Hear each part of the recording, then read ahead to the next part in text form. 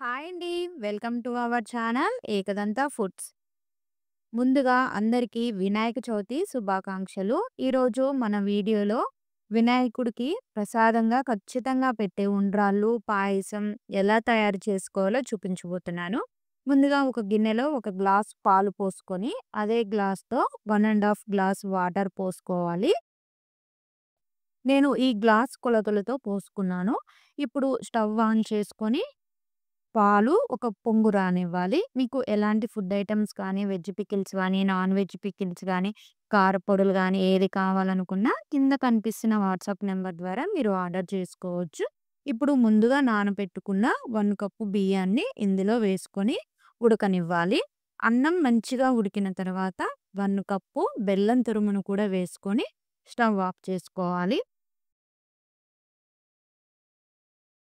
ఇప్పుడు ఒక చిన్న కళాయిలో నెయ్యి వేసుకొని, నెయ్యి వేడైన తర్వాత జీడిపప్పు పలుకులు నెయ్యిలో వేయించుకోవాలి. నేను జీడిపప్పు పలుకులు మాత్రమే వేసుకున్నాను. మీరు మిగిలిన డ్రై ఫ్రూట్స్ ఏవైనా కూడా వేయించుకోవచ్చు. ఇప్పుడు వేయించుకున్న డ్రై ఫ్రూట్స్‌ని పరవన్నంలో వేసుకోవడమే. ఇప్పుడు ఉండ్రాళ్ళు తయారు చేసుకుందాం.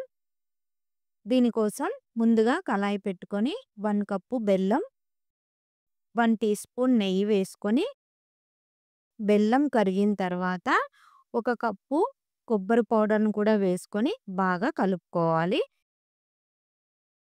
ఇప్పుడు ఈ మిశ్రమాన్ని ఒక ప్లేట్‌లోకి తీసుకోవాలి. ఇప్పుడు అదే కళాయిలో ఒక గ్లాస్ వాటర్ పోసుకొని, మరిగిన తర్వాత 1 కప్పు బియ్యపిండి పోసుకొని బాగా కలుపుకోవాలి.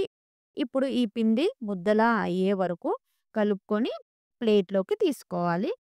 ఇప్పుడు దీనిలో 2 టేబుల్ స్పూన్ నెయ్యి వేసుకొని, ఇలా వెడల్పుగా చేసుకొని, మనం ముందుగా తయారు చేసుకున్న మిశ్రమాన్ని ఇందులో పెట్టుకొని, ఇలా పైన స్పూన్‌తో లైన్స్ పెట్టుకోవాలి. ఇప్పుడు స్టవ్ వెలిగించుకొని, ఇడ్లీ కుక్కర్ పెట్టుకొని, ఇందాక తయారు చేసుకున్న ఉండ్రాల్ని ఇందులో పెట్టుకోవాలి.